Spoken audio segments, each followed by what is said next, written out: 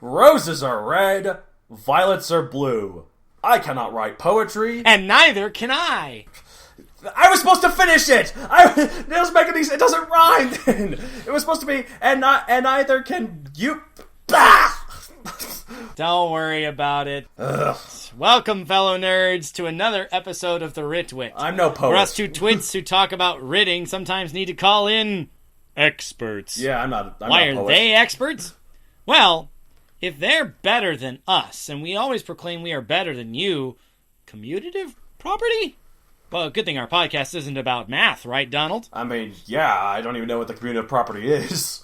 Let's see. If A equals B and B equals C, then A also equals C. No, that's the transitive property. Wow, it's a really good thing our podcast isn't about math, right, Donald? Yeah, absolutely. God. We're idiots. You and I are both just idiots.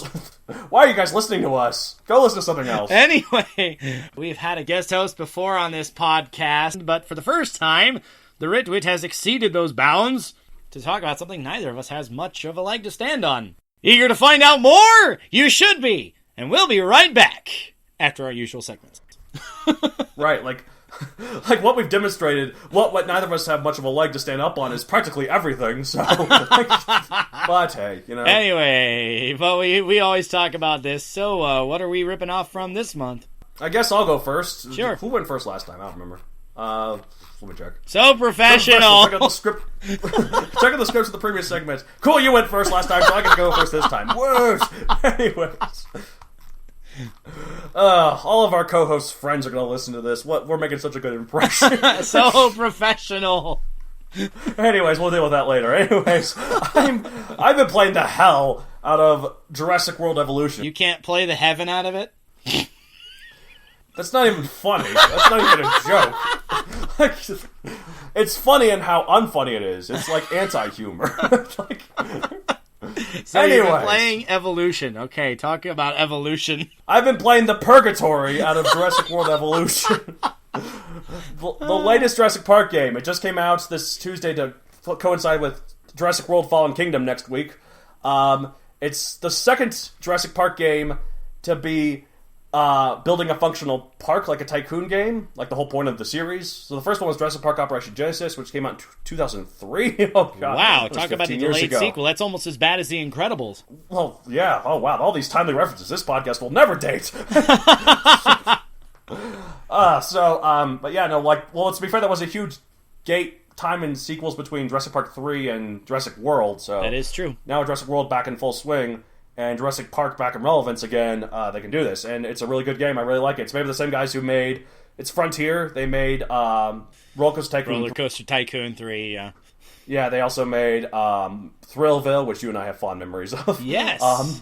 They made a Zoo Tycoon port for Xbox One I never played, and they just recently made Planet Coaster, which is a game I think is really fun. It's basically the next big Roller Coaster Tycoon game. Anyways, so I like this game. It's a lot of fun. I like Tycoon games, and I like dinosaurs, and I like Jurassic Park, so it's just meant for me. However, what I like about it specifically, as well as all that, is, you unlock stuff. Not everything is given to you at once. It's you don't have all the dinosaurs yet. You don't have all the items yet. Yeah, at first I was like, oh, I don't really like that. But no, it makes it a reward. It makes it so addicting. I have to complete this mission to get this. You unlock it not just through this little campaign because there's the 5 deaths are what the islands are called, the 5 islands.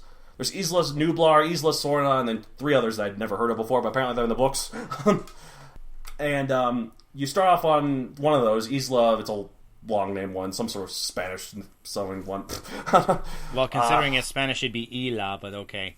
Okay, well, Isla Nublar, Isla Sorna, I don't know. One is Isla Muerta, so it's clearly the same island as the cursed Aztec gold in Pirates of the Caribbean, because that was called Isla de Muerta. Just a little different. Well, I mean, if you want to translate it, literally means the island of death. So. Yep. So, and one of them has dinosaurs, one of them has cursed Aztec gold. Well, sounds about both. A similar fate. Yeah, what if there's cursed dinosaurs on there? Anyways, about that. Okay, so, but yeah, having those goals makes it super addictive, because you have to unlock stuff, and then you get these different contractors that keep contacting you. The contractors contact you to do these little missions, and they're often very simple. But you do it, and then you get a little bit closer to this next unlock. You do another one, And it makes it a balancing act. And also they make it that there's 3 different types of contractors, and they all kind of have rivalries with one another. So if you focus too much on one contractor, then the other 2 get mad at you and then might start like sabotaging your park, avoiding your business, or that as well. Yeah. So it makes it like you do, even if you unlock the one from one contractor, you have to do missions with the other 2 contractors to kind of balance it all out. So it's really addictive. Like, it's so fun. Like, you do have a sandbox eventually, and I have it unlocked, but the thing is, it still doesn't have everything yet. That sandbox only has everything you've unlocked up to that point. So I'm still playing the campaign and such, so... Gotcha. That's a really intriguing way to do the reward system, that you can't even, like, get in the sandbox and play with anything new unless you've unlocked it. Now I can understand why that'd make the campaign really, really, enticing? Potent. Yeah, exactly. Well, like, also, the sandbox is still a sandbox despite not having everything in it. You don't have money in it. You can change whether or not certain things happen. Like, you can have no breakouts or no bad weather systems and no diseases. All those are really annoying. In other words, you can make it like Jurassic Park was actually intended to be. Okay. Exactly. The greatest theme park in the history of the world, spared no expense and all that crap. Thank you, Richard Attenborough. May he rest in peace. Anyways. Absolutely. So yeah, so I like that. In terms of what I'll rip off from it specifically, you're not going to believe this, David. There are dinosaurs in this game, in this mainstream game, that I, a dino nerd, have never heard of. What? I know! I feel like a loser. I'm so inadequate. I've got some severe... He's having an inferiority complex about how nerdy he is. Oh, God. What is wrong with me? This is the one thing that defined me as a person. Oh, God. What about writing, Mr. Self-Published, twice over? Who cares about writing? We're talking about a podcast, so writing. Come on. My book is about dinosaurs, so it all adds up anyways. Anyways, so it has some of these dinosaurs that, what the hell is a Chungkingosaurus? It sounds Chinese. I mean, it is Chinese in the game. That sounds very Chinese. It's like this Chinese Stegosaurus. I'm like, what the hell is this thing? There's Gigantspinosaurus. How have I never heard of this awesome-sounding creature? How have I not been able to fit it in the books yet? Well, I think you're running out of time. I know. We'll get to that later, but so basically, what I got to rip off from this game is that clearly I have to do more dinosaur research. There's still much more for me to learn. I'm still a Padawan in dino lore, so you should call our other friend who also wants to study paleontology, because I think he'd be fun. I think he'd enjoy it too. I'm actually seeing Jurassic World Fallen Kingdom with him next week. Why am I not surprised? 2 dino nerds together. What else would you go do? Well, we watched Pacific Rim Uprising last time. Which has not a dinosaur, but, star large, very, very large creatures. If we want to have movies about very, very large creatures, like count as dinosaurs, are we saying Jabba the Hutt counts as a dinosaur? I'm not saying Jabba the Hutt explicitly counts as a dinosaur because he's obviously an alien. We're saying Finding Nemo because it has a whale. I'm not equating them. I'm just saying that you didn't have a true dinosaur movie to go see, so you went to see Pacific Rim Uprising. We saw Thor Ragnarok together. That has not counting the Marvel Cinematic Universe. That has Fenrir in it. Fenrir's a big creature. Is he a dinosaur, You guys David? happen to be Marvel Cinematic Universe fans besides Dino Nerds. Before that, we saw Spider-Man Homecoming. That has a vulture. I mean, not a literal vulture. How about you ask me what I'm going to rip off from this movie? What are you going to rip off? Well, for me, I'm staying close to my roots. Not like Marvel. I saw this really fun name for it, actually. Compared to Marvel, it is known only as the Distinguished Competition.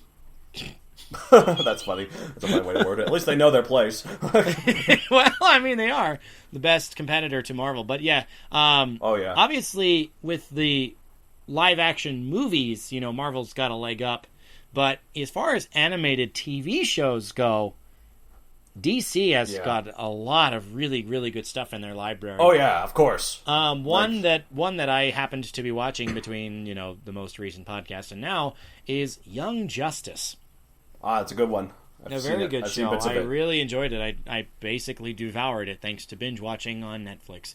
You're welcome. That said, there are a couple of things about Young Justice that I really, really like. The first is how they introduce a player who has dubious ties to the enemy. The audience knows that there are ties to the enemy. And then they do a traitor arc later. I'm not going to tell you who it is. You should see it for yourself. No, I want to know. No, it's fine. Okay. I'm not going to say who, at least on the recording. But no, I don't really care. the trader arc was really well done.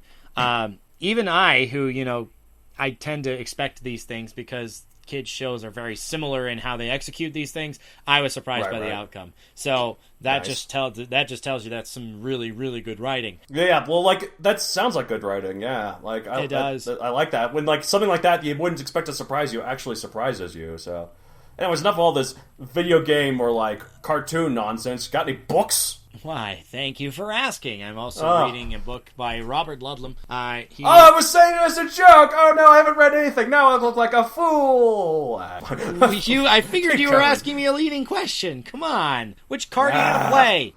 I want to play both the victim and the segue card anyway, so... What a so pair. Go on ahead. What a pair. Go over here and contemplate my life. The meaning of life. Anyway, Robert Ludlum has a large library. I've got a couple of his books, and the one I'm reading right now, actually rereading, is called The Scorpio Illusion. And, whoa. Well, I mean, it's not only a really cool title, but the story itself is really, really good so far. I'm kind of hoping that I can include some like espionage type things in an appropriate setting. Maybe there's a start of my nano prompt for the year or whatnot, because most of my current works aren't really like set up for spy fare. Right. I do appreciate in this book, he brings characters together simply by circumstance, and they, argue with each other and nitpick, but, really quickly those things almost become endearing. I mean, obviously drastic situations can do that sometimes, and these people thrown together by circumstance happen to live through an aircraft that they were riding on, literally blown up inside the hangar without them on it. Whoa. And, whoa. Yeah. So there was a guy who the crew knew that died in the explosion. Oh no. And so situations can do that to people sometimes. It's worth considering if I have the right circumstance in my own stories, whether it's the ones I have or maybe it's going to be a new one somewhere along the way, short story that, that is what naturally happens. You survive some kind of experience like that, and you can't help but be closer to the people you shared it with. Oh yeah, absolutely. War makes good strange friends. War makes strange bedfellows is the term you're looking for. Yes. I mean, it's true though, and also conflict brings people together. Like true friends are the ones that like go through something terrible together and manage to get out together in one piece because they've lived through it together and helped each other. So true. Sometimes when you and I feel like we're having like a bit of a falling out, we should just both dump ourselves in like the middle of the Serengeti. The Serengeti. Just like I'll watch out for the lions while you somehow build a fire or something. Call desperately for help for getting us in this damn situation that we put ourselves in. So which of us is more the Boy Scout? Who's going to build the fires, me or you? I don't know. We better bring along some friends, otherwise we die. Which one is the fatter one, so one of us can sacrifice by feeding to the lions, while the other one makes a good hasty getaway? Well, I'll put it this way. I can tell you which of us is faster, and I can tell you which of us is lighter. Not by much, I'll admit, but... Yeah, but you also might have more of a BMI than me, so I don't... Of course, do lions like that? I don't know. Maybe they're like a lean meat. I mean, I'm not lean by any stretch of imagination, but I'm slightly leaner than you, so I guess I have to go. Finish my book for me, David! Ah! Speaking of books that we're writing... Sure, speaking of books, what we at the Wit have writ. I started writing this book. It's the fourth... Wow, so descriptive. Oh yeah, that's all I'm going to say about it. That's what I've written. What have you written? No, I'm just kidding. So, I've started the fourth and final Megazoic book. That's right, this is a quadrilogy, a tetralogy. Tetralogy. A 4-book series. A tetralogy. Whatever Twilight was. That's what. Sure, there's other better examples of 4 installments. Inheritance. Is that so much better than Twilight? Oh God, I'm in such great company.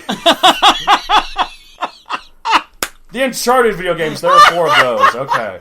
Soon there'll be 4 Avengers movies, but that'll only last for a bit. But that actually lasts until they decide to make a new one, so it doesn't really help your cause. I'm going to just stick with Uncharted. All 4 of those are pretty good, and it ended on a high note, which is what I hope to do. Wait, wasn't... Correct me if I'm wrong, if you don't count the spin-offs, wasn't Jack and Daxter like only 4 games? It was 3. Oh, it was only 3. Okay. Yeah. Because the spin-off was the count the spin-off, it's... Got it. Actually, no, there's that one that was made by High Impact a while back, the Precursor Legacy or whatever. So if you count that, it's 4. But otherwise, it's 3. Also, there was that racing one, which is... I said not counting spin-offs, though. So that... But it's kind of funny. Naughty Dog Games, the 4th installment of their series always has driving. There were the Crash Bandicoot games, and the fourth one was Crash Team Racing. Yeah. The Jack and Daxter, there were 3 of those, and the fourth one was Jak X Combat Racing. Now, there are 3 Uncharted games. The fourth one wasn't a racing game, but it was the one that introduced a Jeep into the segments of the gameplay. So you could drive around in that and do action scenes with it. So Am I going crazy and thinking Naughty Dog also had some hand in Spyro? No, that was Insomniac. So that was Insomniac. Okay. Yes. I think I equivalent the two because of Jak and Daxter and Ratchet and Clank's equaled status as far as many flagship characters. But anyways, enough about that. So I'm working on the 4th Mechazoic book. This isn't a spoiler, I don't think, but this will be the first time in the series, and I guess only if this is the last one, where it'll begin with a prologue rather than just go straight to chapter 1. So why is that? Well, that's a spoiler, so you'll have to find out whenever this thing is finished. I mean, I just started, so it'll be a while before you guys get to read it. So you guys haven't read the 3rd one yet. Yeah, you won't even hear the title until he's done with it, per the other books that he's done. You guys haven't even read probably the other 2 yet. Guys, buy my books. They're on Amazon.com! Anyways, well, the 3rd book, The Hunted Ones, has begun the editing and illustrating process, so I'm aiming for that to be out by October, so we'll see what we can do. See how it goes. Amp up my library just a little bit more. It's a catalog to be proud of. A catalog that I'm the only one who appears to be reading. No, it's fine. Not the only Self-promoting one. is... Who do you think tries going through them with you? Okay, fine. 2 people I've read. Nah, it's fine. There's more. I've got more than that. I can't remember how many times I've gone onto Facebook and seen somebody talk about how your writing has affected their kid or their friends or something. So don't sell yourself too I don't short. See this. So clearly I'm wrong. All right, fine. My book sales are through the roof apparently. Okay. So. I didn't say through the roof, but they're getting up to the 2nd story. Ba-doom. Oh, for God's sakes! What have you writ? I just read that awesome pun. Thank you very much for asking. If that's your pinnacle, you should just give up now. Come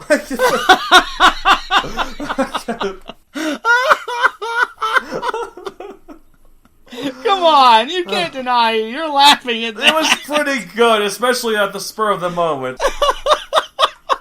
Anyways, we got a 3rd co-host waiting on us, so hurry up. I know. I'm sorry. All right, so obviously I've talked a lot about my Power Rangers fanfic Starburst. I did handle the last episode, and then I handed it over to my co-author. Right. I could probably still go through it with a fine-tooth comb. I got it over to him about as soon as I was done with it. Normally I take a little bit more time, but I've been holding on to it for so long that I just had to do that. The reason why I've been holding on to it so long... Right. I have mentioned my work before. I had a group of visitors from the United States come to my town here, and so I had to take them all over the place, and so I didn't have time to really sit down and write, didn't really have time to sit down and do much of anything.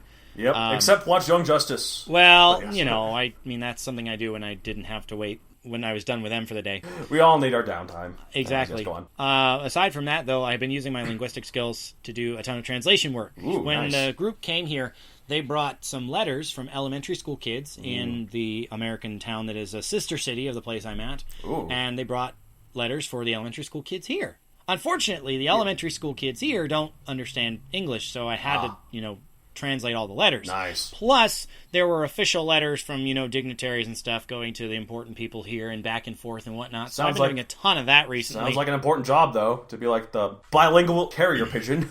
Yeah, exactly.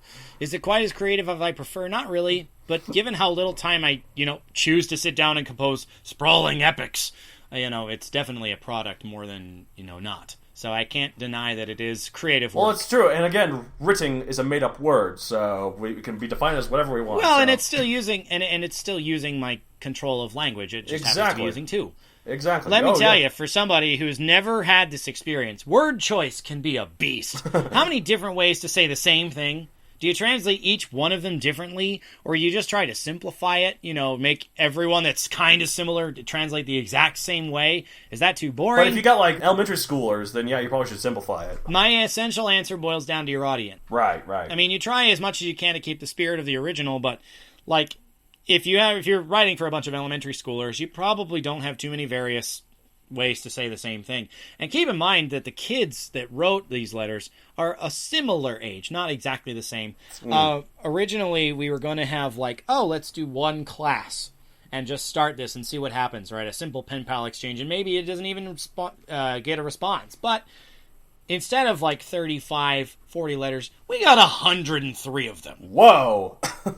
So I'm really glad that there was a lot of involvement, but then I was super busy with that. Well, yeah, and sounds these kids are in different grades, these kids are different ages, and so, like, you know, they don't necessarily have that much in common, but try and keeping to the spirit of the original letter while making it in a language that the kids here can understand. And, of course, it goes without saying that if the kids here respond, that I'll have to do the same thing in reverse to send them back over to the States. So, you know, it's not as, like, fleshing out my scenes, having fun with my characters and all that I'd really like to do, but I can't deny it is certainly using my writing brain. It certainly is. Well, you'll get to that eventually, surely. It's a fun brain test. It's a fun brain test for me, obviously, because, you know, trying to find the right words, I'm not too bad at it, and I happen to know a decent amount of ways to say the same thing, which is a good thing I do in English.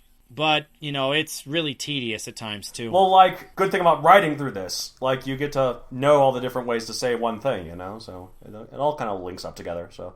It does. It does. As I said, that's why I'm counting it as writing. There's a real poetry to all this, isn't it, there? Yes, it comes full circle and almost rhymes. It certainly does. There's a real cantata? I don't know. That's musical. That's not poetry. I don't know. We just need to drop this beat. That's also music. I'm aware of what you're trying to do, so let's just preempt this.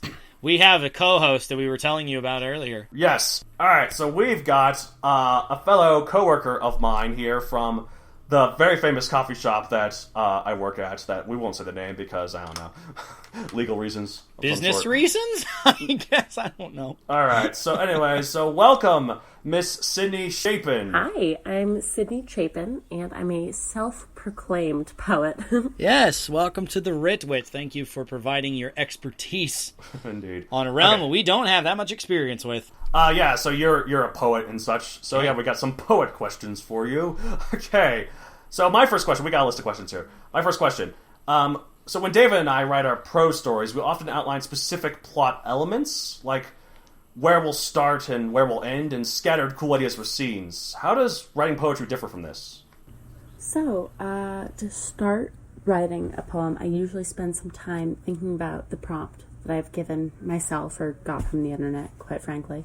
Might as well, yeah. And I think of some key descriptive words that are related or phrases that I could use that are like, I guess, that speak to me. And then once I have an idea for a verse or two, I can usually go from there. Okay. Okay, cool. That sounds good. Well, what's your question, David? You have your first one, I mean. All right, well, my first question for you, Sydney, is that obviously some poems are incredibly long. The Divine Comedy. For an example, you could look at the work of Dante Alighieri or, you know, Homer's famous tales. I still can't get over how those are told by rote, by the way. But how long is too long? Does that depend on what style you're shooting for with that particular poem, or what determines that for you? I personally am not a huge fan of poems that are more than 5 pages. I do like some of Homer's work, but usually the long poems get too wordy and loose. I guess some of the interpretation, the mystery, the meditation, it's a key factor in poetry, I think. Oh, that makes sense. I think definitely like sonnets typically need to be longer than the free verse, but some of the free verse, like slam, are long. And the majority of like my poems personally are under 50 verses, but I've seen some really good longer poems.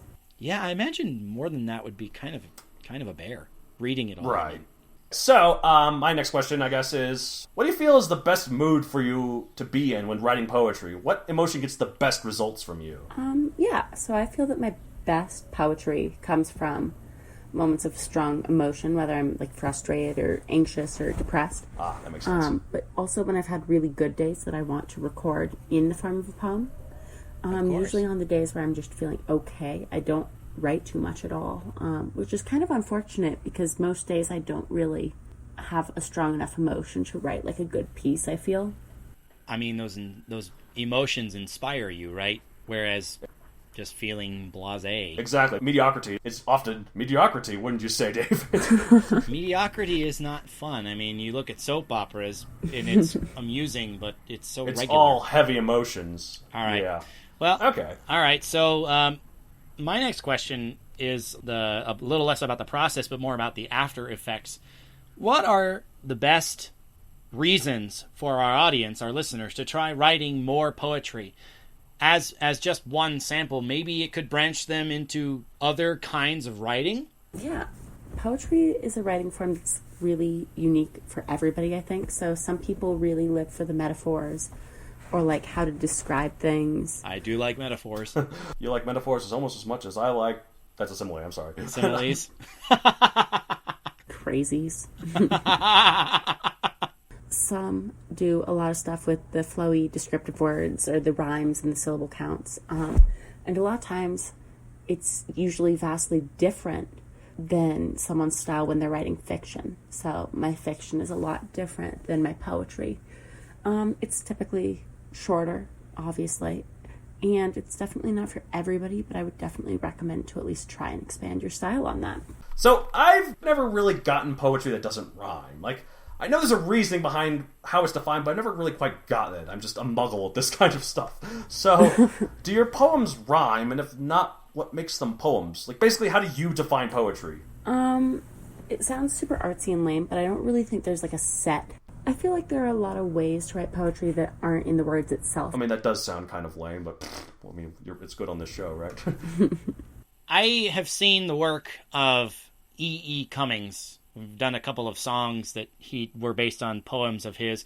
Look him up, listeners, if you've never seen him before. Right. I'll get right on that. His poems would display, intentionally unaligned or use other, like, formatting tricks. It's almost like if Picasso wrote poetry, kind of, in my head, but that doesn't really change its function. But are there any, like, non-standard ways to write poetry? Have you tried any of these methods, or do you just always write or type it in a linear setting? I have a good amount of, like, visually appealing poetry that works on paper, really, only, that I do with italics, brackets, text size, page spacing. Okay. It doesn't do well when it's spoken, I'd assume. I haven't actually performed it, but I guess there are just, like, some poems that are, like, meant to be read and some that are meant to be spoken. Right. That is interesting to have some poems. You can only really get what it means through reading it or through listening to it. Like, David, can you get what this poem means? I can't tell. I only have text. Use your imagination, David. Imagination. Alright. Well, no, I guess it makes sense that, like sometimes, poems, sort of like how they're not performed well when spoken, they're not supposed to. Like, there's like, plays sometimes that are, like, that actually aren't meant to be performed. So I guess that's kind of like that. Okay, cool. My next question, I guess, is, have you any plans to publish a book of poetry? I'd like to publish a book. I have a lot of anxiety about doing that, just because it's really final once it's published, and then I can't change it, and it's out there. I'm incredibly indecisive, and I've scrapped the whole thing multiple times, and so it's been in process for about 4 years. And then my best poetry is written in about 20 minutes or less. Anything that takes me longer, I feel like I kind of lose the feeling, and it doesn't feel genuine. So the majority of my writing takes place in, like, one session, so I could go back weeks later and edit it, but the bulk of it has already been completed. It's just, like, minor touch-ups. Reading is really hard for me, but I've gotten a lot better and, like, more comfortable with it over the years. I've made an effort to do that. So, if the poems are done already, like, you've already written them, does there have to follow a certain order?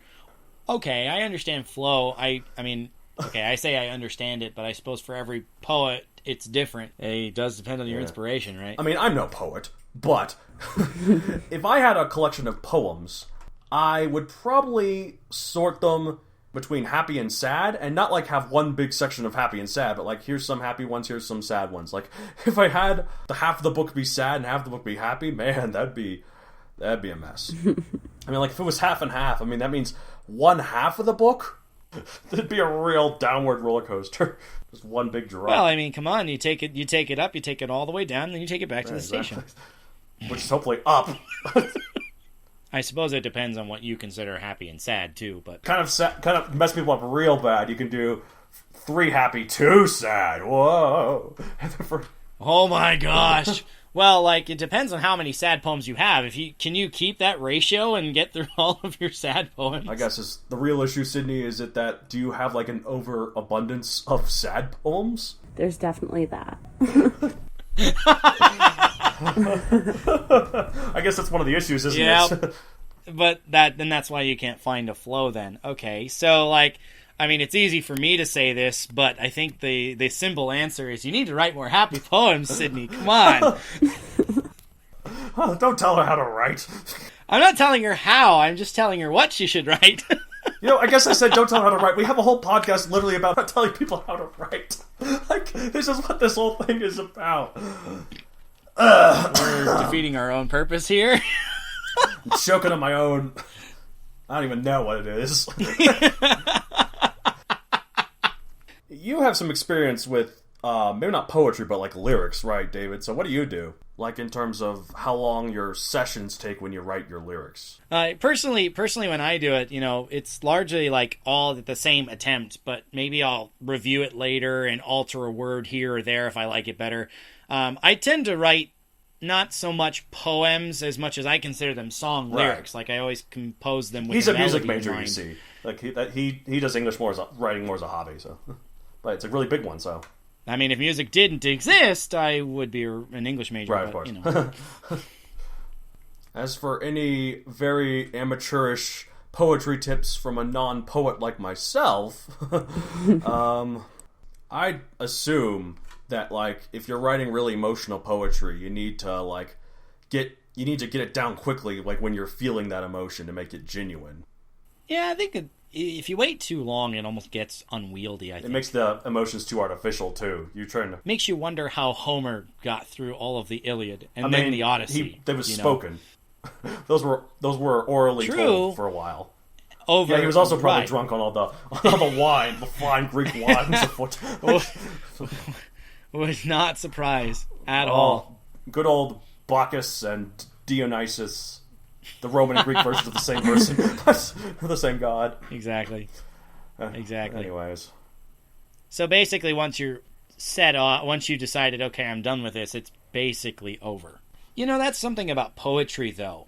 With novels, obviously, it takes a set time. You have theoretically the beginning, middle, and end, but when you're done, and it might take some edits, but theoretically, it won't change that radically. Right. With poems, you could scrap the thing entirely. You could keep editing it. You could, rewrite the thing. This is kind of a thing that's relevant to me.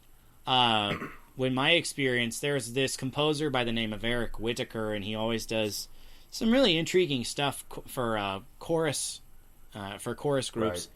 And there was one song that he did that he wanted to use a poem by Robert Frost. Oh, yes. And, not a bad idea, but apparently at that time, the estate, there was some complication, he couldn't use it. So he asked a friend of his, a guy who does lyrics and poetry and stuff, and he asked him to do a poem with literally the same meter and a similar subject matter to do this song. That's because he had already composed the song based on the poem that they told him he couldn't use. And so he's like, okay, I need you to do this, and I need you to do it like exactly the same way. Limitations can sometimes bring the best out of creativity, though. And you know what? The poet, the lyricist, then said, he's like, "That's the fastest poem I've ever written." Oh wow, that's cool. Hey, if you can make a working out of it, right? Nice work if you can get it. You've probably made more money with your career than I have, so good. Well, that's nice. Well, mine hasn't become a career, so I have no right to say. That's true. You're still dead last. But I am still better than our listeners, apparently. Somehow. Because A equals B equals C. This is an inside joke, Sydney, that we had earlier in the episode that you have not heard. So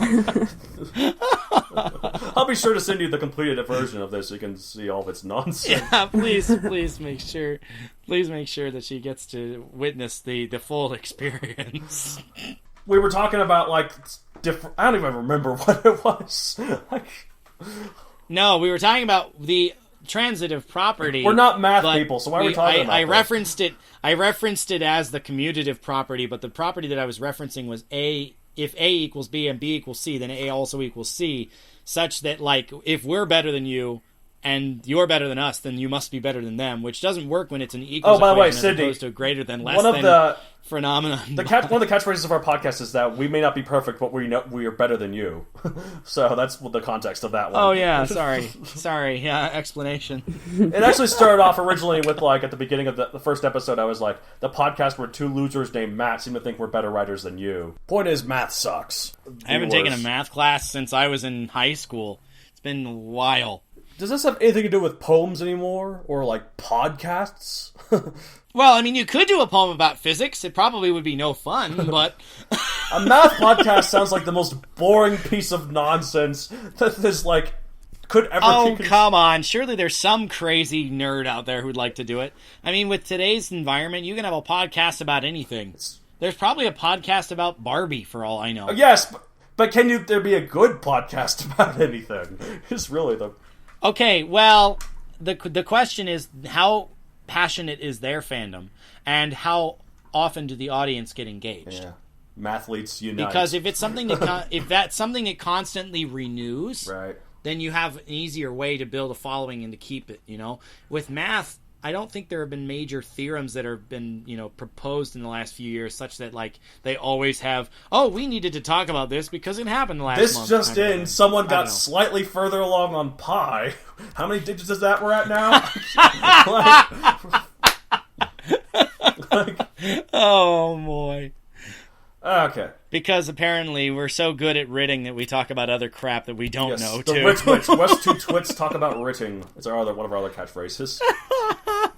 Sydney's just dead silent here. I'm assuming she's just like, what the hell have I got myself into? I think she's just letting us play and have our fun, which I appreciate very much, that our co-host can come in and catch the dynamic so easily. Hopefully you're having a good time, Sydney. We always have fun doing this, so... Never say we don't have fun, even if it gets a little out of hand. That's the best fun. It is true. Especially when you're editing it, I'm sure. Oh, yeah. I love editing it when it's all over the place. No. How many freaking hours does it take to edit the thing when you have to take out all the extra pauses and talking over each other and... Also, I procrastinate like crazy, so if you add that, it takes like weeks. Yeah, that doesn't help. I mean, there's a reason we had that long hiatus that had nothing to do with pregnancy. There's so many writing jokes that Sydney is not aware of here. So, okay, so for context, we did 2 episodes at the very beginning, then we took a long break because we weren't sure exactly how we're gonna do this. Get this thing going, so it ended up being exactly 9 months by pure coincidence. So we had a joke in the 3rd episode. It's like the show where we have a break that lasts 9 mons, and yet somehow pregnancy is not involved. That has nothing to do with pregnancy. Boy! If you want to listen to this, you should go to theritwit.listen.com. Cheap plug, another one of our running jokes. Okay, anyways, sorry. Trying to get back on track here. Let's see. This sounds like this interview, I'm assuming it went pretty well. I mean, I'll find out through editing, but... Exactly. Yeah, I'm not sure how it goes. Thank you very much for coming aboard, Sydney, and letting you talk, and then letting us talk. Letting you talk. Oh, God. Oh, my God. For an English major and a published author, your grammar is atrocious, sir. Wait, what? I didn't even hear what I said. Thank you for joining us and letting you talk. I mean, you have to let yourself talk. There's, a prison of it that, you have to unleash in order to get yourself prepared for... Oh, my God. Like the thing about talking in front of... Okay, yeah, fine. Public speaking, which is why we're recording as opposed to doing a live show, right? I have really bad anxiety about reading in front of people, so there's definitely that. Yeah, I get that. I really should be more professional with editing all this. It make us not be so anxious about possibly performing the Ritwit in public, but I leave most of this in because I think it's hilarious, though. So, anyway. I mean, if we get any hate mail for this weird episode and how he and I started doing our usual blathering while you just sat there laughing. Oh man, I'll be sure to filter it out, I guess. I mean, if we get any hate mail to our website, we'll of course, filter it out. But if somebody wants to send comments to us, that works too. Of course. Maybe you want to hire her for a poetry reading to write your AP Lit poem. Please do, by the way. We get so much hate mail. You know how you said earlier that we get no mail? That's because I edited it all out. To shield yourself from all the criticism. Yeah, okay. So if you want to download the Ritwit, we are on iTunes, of course. You can also do it through the website as well. Give us a like and review. Tell all your friends about it. If you have any helpful tips for the new people that we can throw into our episode, please send us an email. You can use your own email service, or you can go to the contact page on the website. The email address is mattd. Please make sure there are 2 T's in that. At MatthewDonaldCreator.com. In the description, we're not going to spell it here because you've heard it 1,000 times before already. Anyway, also, official social media accounts. Of course. I don't particularly have ones worth following, but I'm sure Donald does. Yes. Okay, so yeah, I do. You can follow me on Facebook at Matthew Donald Creator, or on Twitter or Instagram at MatthewDonald64. Why 64? And this is a running joke, Sydney, that we have every time. Because as professional and experienced I am with the art of writing, I am completely clueless when it comes to social media. Every time I try to make an account, I have to make a new password, make a new email address, remake an email address, retake my profile picture because it was dumb or inappropriate or something, accidentally hack the Pentagon's network, the typical stuff, right? After 64 attempts, I finally got my Twitter account up and running after, some brief interrogations with Twitter's legal team, the FBI, and, the Green Lantern Corps. Why did the Corps get involved? Oh, my God. I just really messed some stuff up. Anyways. So, yep, that was the show. So, yeah. Anyways, all right, well, thank you very much. Thank you guys so much for having me on. I had a lot of fun. No problem. Thank you for sharing with us, though. We really do appreciate it. Well, anyways, listeners, thanks for spending some time with us about poetry today. Thank you very much, Sydney Chapin, for coming in and sharing your expertise. Very good pleasure having you here. Yes, of course. Thank you very much. But thanks for listening, listeners. Until next time, get out there, write some poetry. Try some rhymes. Try some that don't rhyme. Try writing them linearly. Try writing them all over the place. Who knows? It's up to you. All right, I've got a haiku. Here we go. What's your haiku? Then one day I saw a Tyrannosaurus Rex. He then ate me up.